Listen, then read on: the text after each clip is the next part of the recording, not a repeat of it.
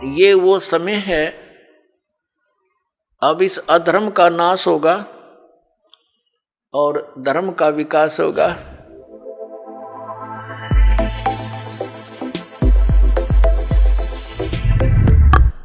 धर्म और धार्मिकता शास्त्र अनुकूल साधना करने से ही ऊपर उठेगी।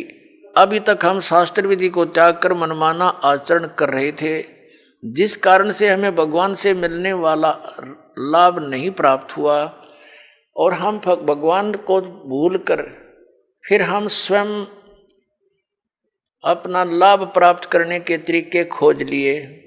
जैसे किसी को टेंशन होगी तो वो गुट्टी लगाने लग गया, शराब पीने लग गया, टेंशन खत्म करने के लिए। जो निर्धन है वो पहले संतों के पास जाते थे, परमात्मा की विधि प्राप्त करते थे, संकट निवारण के लिए भी संतों के पास जाते थे। तो उनको जो साधना बताते थे, जो सही संत होते थे, तो उनको उनसे राहत मिलती थी। तो फिर वो व्यक्ति परमात्मा पर दृढ़ रहते थे। अब हम क्या करते हैं, संतों के पास जाते हैं, वो हमें साधना विधि बताते हैं, उनके द्वारा बताई साधना विधि को हम खूब तसल्ली से करते हैं, लेकिन राहत कुछ मिलती नहीं। तो हम दूसरे के पास जाते हैं, वहाँ से भी इसी प्रकार उनके द्वारा बताई साधना को हम करते हैं, फिर कोई लाभ नहीं होता। तो लास्ट में फिर हम क्या सोचते हैं, स्वयं ही धनी बनना चाहते हैं। टेंशन बुलाने के लिए तो गुटी लाने लग गए, दूना पाप कर लिया इकट्ठा, और फिर धनी बनने के लिए रिश्वत, मिलावट, चोरी, ठगी, ये बकवाद शुरू कर दी। तो ये दूने पाप के भागी बनेंगे हम, उनसे लाभ तो होना ही नहीं। जैसे मान लीजिए किसी व्यक्ति ने 2 नंबर का काम करके, मिलावट करके, या 2 की वस्तु को 20-50 में बेचकर पैसा इकट्ठा भी कर लिया, तो फिर उसके साथ क्या बनेगी?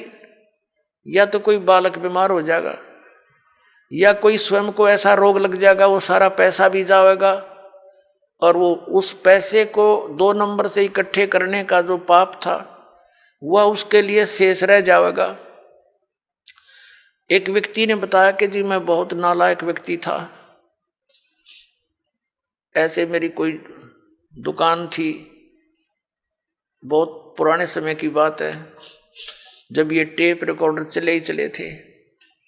वो कह रहा था उसका रिफल जो था इस कैसेट का, एक ऑडियो कैसेट चाली थी, टेप में चला करते, वो ला करता मैं तोल के बावत है, और मुझे टोटल वो सारा कुछ 2 रुपये में पड़ता था। उस पर सोनी की स्टैंप लगी हुई होती थी, और उसको मैं 32-30 रुपये में बेचता था, और वो तो टूट जाती थी 10-5 दिन में। फिर मैं उनको धमका देता था, मैं क्या करूं, तुम्हारा इंस्ट्रूमेंट खराब होगा। अब उस टाइम तो मुझे खूब पैसा आता नजर आ रहा था, मैं ठाठम ठाठ समझ रहा था। फिर मेरा इकलौता पुत्र रोगी हो गया, और उसके पहले तो लोकल डॉक्टरों को दिखाया, उनसे इलाज नहीं हुआ। किसी ने बताया कि वहाँ संत के पास जाओ, वहाँ जाओ, झाड़ा लगवाओ, झाड़ फूक भी साथ में दवाई भी चलती रही। फिर 1 वर्ष तो ऐसे चला, कुछ कभी राहत हो जा, कभी फिर बीमार हो जा। लास्ट में पता चला कि उसकी दोनों किडनी फेल होगी। उसके लिए ऑल इंडिया इंस्टीट्यूट दिल्ली में गए, उस समय दोनों किडनी फेल होगी और गुर्दे बदलवाए, उसके एक गुर्दा बदलवाया। लगभग हमारा 3 लाख रुपए खर्च हो गया, 3.5 लाख के आसपास टोटल, जब से वो रोगी हुआ था। लड़का स्वस्थ हो गया, कोई बात नहीं, जो नुकसान हुआ सब्र किया। उसके विवाह की तैयारी कर रहे थे। 6 महीने के बाद, स्वस्थ होने के 6 महीने के बाद, वही लड़का बस दुर्घटना में एक्सपायर हो गया। अब टक्कर मार के रो रहा हूं। जब से ये ज्ञान सुना है उस समय मुझे वो कुकर्म याद आते हैं मेरे, कि जिस बेटे को सुखी बनाने के लिए मैंने ये ऐसे जुल्म किए थे, वो बेटा भी ना रहा और वो धन भी ना रहा। अब मैंने बता कि अब तेरे पास क्या रहा? जो तूने पाप इकट्ठे करे थे, वो धन इकट्ठा करने में, वो तेरे पास ज्यों के तो सुरक्षित है। अब इसने धर लीजिए सिर पे, वहां धर्मराज के दरबार में। तो फिर उसने दीक्षा ली। पुण्यात्माओं, गलती इंसानों पर, बहुत भक्तों पर हो जाती है, लेकिन जब तक उसको ये पाप नाशक औषधि नहीं मिलेगी, वो पाप उसके ज्यों के त्यों रखे रहेंगे। तो कबीर परमात्मा दयालु हैं, उनको ये मालूम है कि ये बच्चे काल से भ्रमित ये ऐसी गलतियां कर रहे हैं, वो दयालु हैं। जैसे पुण्यात्माओं, जब तक आपको ये ज्ञान नहीं होता और आपने जो भी गलती कर दी वो अक्षम्य है, माफ करने योग्य है, और अब ज्ञान होने के बाद बकवाद करोगे तो फिर आपको अक्षमा नहीं होगी। जैसे बच्चा अबोध होता है, छोटा सा बालक होता है, पालने में झूल रहा है और उसने टट्टी पेशाब दोनों कर दिए और सब कपड़े भी खराब कर लिए, हाथ पैर भी ऐसे खराब कर लिए। माता आती है, वो देखती है कि इसने सारा कुछ बिगाड़ दिया काम, लेकिन वो उसे अक्षुब्ध नहीं होती, नाराज नहीं होती। उसको मालूम है कि इसको पता नहीं। उसको नवावेगी, धोएगी कपड़े, स्वच्छ कपड़े पहनावेगी, प्यार करेगी, फिर दूध पिलावेगी और फिर सुलावेगी। और जब वो बच्चा बड़ा हो जा और वो कितने कपड़ा में बैठ कर टट्टी कर दे, उसका दो धरेगी दड़ाक और बाहर पटकेगी, हन्नू कहेगी ला दो गई ना अपने आप। तो ऐसे पुण्यात्माओं, जब तक हम अबोध हैं, हमें ये ज्ञान प्राप्त नहीं हुआ, तब तक तो हम ऐसे थे, गलती करके हम अपने पापों से सने पड़े हैं। तो ये परमात्मा कबीर जी दयालु हैं, ये अपने बच्चों को धोएंगे। इन पाप नाशक दवाई है मालिक के पास, इनके पास एक मंत्र है जो दास आपको देगा, आपके सभी पापों का नाश कर देंगे, आपके प्रारब्ध के पापों का भी नाश करेंगे, आपके संचित पापों का भी नाश इस मंत्र से होगा। जैसे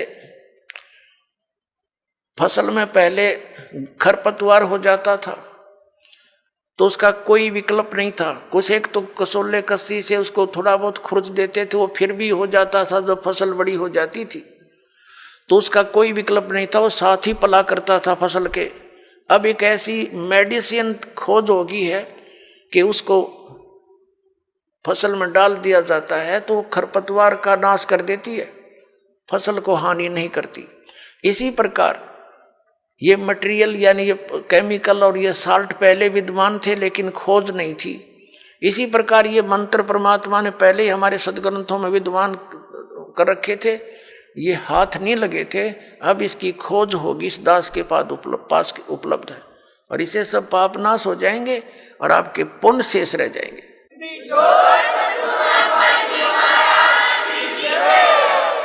और हम तभी परमात्मा प्राप्त कर सकते हैं जब हम पाप रहित हो जाएंगे। और यहाँ का विधान है ब्रह्म परब्रह्म ब्रह्मा विष्णु महेश और अन्य देवताओं का जैसे कर्म करोगे वैसा ही फल मिलेगा। पाप आपके अलग लिखे जाते हैं, पुण्य अलग लिखे जाते हैं, और फल मिलता है दोनों का। पुण्यों के लिए स्वर्ग महास्वर्ग, फिर यहाँ के छोटी मोटी सुविधा, राजा या अच्छी कोई पोस्ट, और नरक ये भी पैरेलल मिलेगा। कुत्ते गधे सुअर की योनि ये भी अवश्य भोगनी पड़ेंगी। लेकिन कबीर परमेश्वर की शरण में आने के बाद आपको अब ये पापों का दंड नहीं भोगना पड़ेगा, आपके प्रारब्ध के कर्मों का भी नाश होगा जो आपको हानिकारक होंगे। इसलिए तो भक्ति करते हैं हम, इसलिए परमात्मा की खोज करते हैं कि हमारे ऊपर कोई आपदा आवे तो परमात्मा हमारी रक्षा करे। और जब वो आपदा भी आ रही है तो फिर प्रोटेक्शन क्या हुआ उस साधना का जो हम करें। जैसे हमने कोई शेड या झोंपड़ी मकान बना रखा है, उसका उद्देश्य क्या है कि गर्मी सर्दी वर्षा से हमारी रक्षा करे। और जिसने हमने बना रखी है झोंपड़ी या मकान और वो सारा पानी भी अंदर ही आ रहा है और धूप का भी असर ऐसे पैरेलल है, तो वो कुछ भी प्रोटेक्शन नहीं आपका। आप कितने नशे में पड़े हो और सोच रहे हो महल में बैठे हो, तो सारी आपदाएं आप पर आ रही हैं, तो साधनाएं आपकी वो सत्य नहीं है, शास्त्र अनुकूल नहीं है, इसलिए आपको कोई लाभ प्राप्त नहीं हो रहा है। तो उसकी प्राप्ति के लिए आपने परम संत की खोज करनी पड़ेगी। और इन्हीं मंत्रों और साधनाओं को जो दास देता है, अन्य कोई व्यक्ति देवेगा उससे कोई लाभ आपको प्राप्त नहीं होगा, क्योंकि अनअधिकारी से कोई भी कार्य सफल नहीं होता। जैसे एक सिंपल सी बात है, आप जी पासपोर्ट बनवाते हैं, विदेश जाने के लिए यदि वो डुप्लीकेट बना दिया जाता है तो आप भी दोषी और बनाने वाला भी अपराधी, दोनों को सजा मिलेगी। इसी प्रकार हमने जाना सतलोक, और ये पासपोर्ट बनाने का आदेश केवल इस दास के अतिरिक्त इस ब्रह्मांड में नहीं है, ये सत्कर मान लेना। और इसके अतिरिक्त जो भी कोई नाम दान साधना दे रहा है वो शास्त्र विधि त्याग का मनमाना आचरण है उनका, और वो डुप्लीकेट नाम दे रहे हैं, उनसे कोई लाभ आपको नहीं होना। और इन मंत्रों को भी यदि इस दास से कोई प्राप्त कर चुका है और वो दुष्ट आत्मा स्वयंभू संत बनकर उनको आगे दान कर भी रहा, तो डुप्लीकेट पासपोर्ट बना रहा वो, उससे भी आपने बचना है।